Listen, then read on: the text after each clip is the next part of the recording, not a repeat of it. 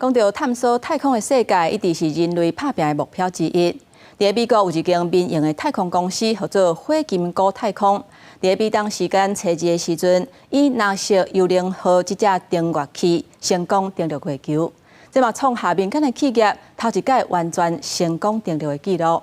因为这只NASA幽灵号按算会休伫咧月球2礼拜的时间，所以会继续来收集月球顶端相关的资料。 控制中心内底发出欢呼声，宣布登月器成功伫月球降落。这个民间太空公司的员工拢欢喜甲拍手欢呼。美国一间新创太空公司火金高太空，伫美东时间初2晚点3点34分，以NASA幽灵号登月器成功伫月球正面，东北部或者威海一个盆地内底安稳登陆。甲去年2月，另外一间同款伫德州的公司，伫家机器的登月器奥德修斯号登陆了后，所出去并未相比。 NASA幽灵号创下民间企业登月器头一届完全成功登陆的纪录。 Firefly Aerospace just became the first commercial company in history to complete a fully successful moon landing.